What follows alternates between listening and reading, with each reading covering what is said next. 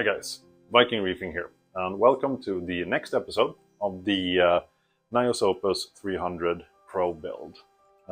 This episode will be about the scape that I'll use in this tank, and I've got something very interesting to show you.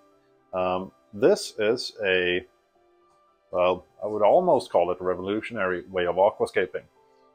It's called Coraroc, and it's actually made here in Sweden, which is also very nice. So I can support a local entrepreneur and his endeavor into reefing.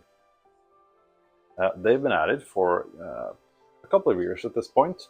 And what's interesting about this is that it's a completely modular way of aquascaping. So you can make your scape, and if you're not happy in like a couple of months or something like that, or a year, you can completely just disassemble it on the spot. And the entire thing is basically based around these things, and you got some more flat edges that I'll show you when I'm aquascaping this. But as you can see, they have a bunch of connection points here. And what you do is, you take one of these connectors, you put it in the connection point, like so. You take your next piece, you slot it in, you twist it, and that locks it, basically.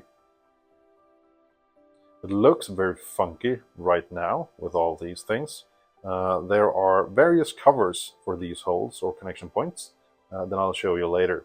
And they've got very cool coral holders they can use for this. They even have like holders with little vices on them, so you can like hold ephelias and torches with like thick skeletons and things of that nature. So let's get to aquascaping. As you can see here, I have this piece. So this is a flat piece that you start off with. So I've siliconed this into the bottom of the tank. So this is well and truly stuck. So this is what I will use as a base for my aquascape. And I will now simply show you how you can aquascape with this stuff. So you basically just put one of these things here, put one here,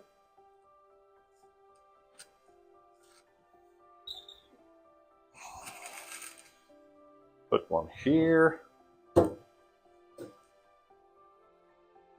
I'll just build something to show you. Here's a slightly more intricate piece.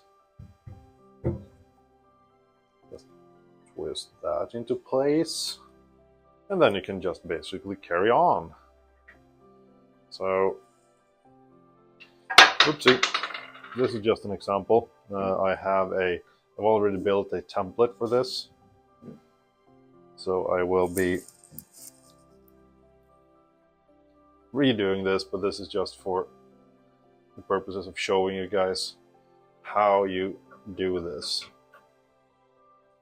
Like I said, they have a bunch of different connectors that you will be able to place inside these plugs or holes. For example, I think this is one of the coolest things. This has little vice on it. So for example, if you place a torch or something here, then you simply just tighten this thing up, and that will actually just screw your coral into place. For a torch, this would be very useful.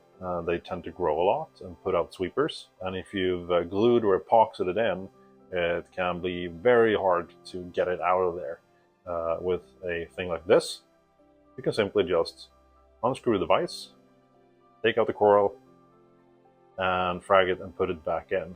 This will of course be covered in coralline in no time at all, so you won't really see the actual connection point. There are also these things. They look a bit more natural. So this is basically cement covered with sand, where you can also glue the coral.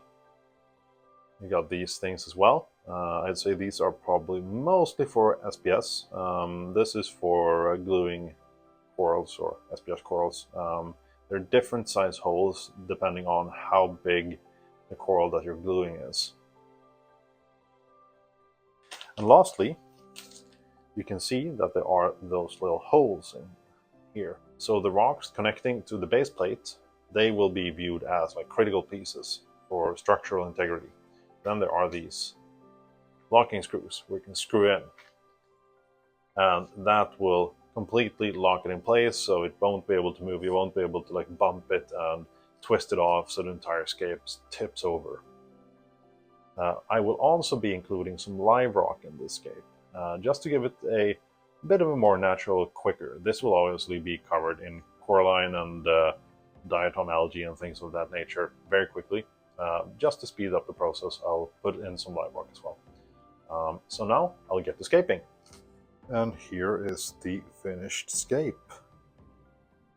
I had a plan, as I said, but once I put it together, I really wasn't happy with the look. I scaped outside the tank first to get a idea of how I wanted to make it. But once I got it into the actual tank, I wasn't overly happy with the construction that I came up with. So what I've done here is basically there are 3 branches sticking out. So I have one goes here, one here with a platform, one here. I have an additional platform back there, and this just sticks out. So basically all of the scape is lifted up off the sand bed, which I think gave it a very nice overall look. Oh, and as you can see, there are some uglies popping in, even though I plumbed this tank into my existing one. I find that new tank, regardless if it's basically mature water and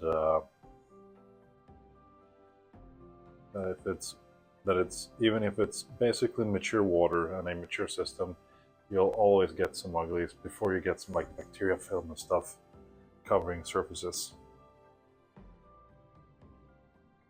This was a breeze to scape. Once I got the idea in my head, it took me about 20 minutes to do this.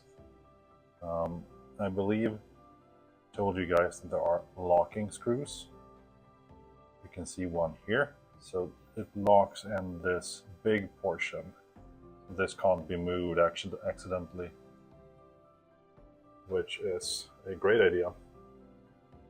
You can also see here, I've used vices on these, so every single one of these things are a connection point where you can mount corals and stuff. Of course, you can also glue it to the rock themselves, but you can screw this off, so if you ever want to move a coral, it's super easy. So these things are for SPS, and the LPS ones have a deeper indentation into them, and here, let's see here, where's my finger?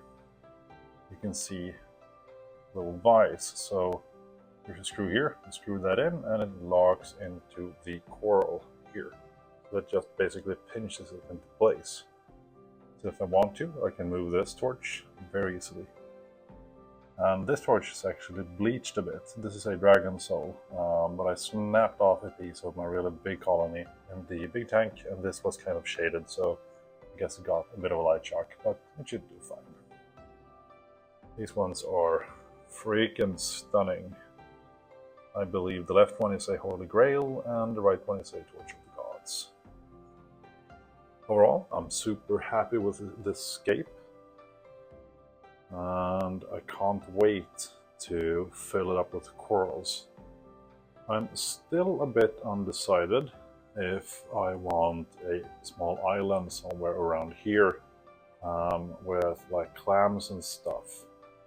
So we'll see how we deal with that. But for now, I think I'm fairly happy with the overall look here. Let's see here as well.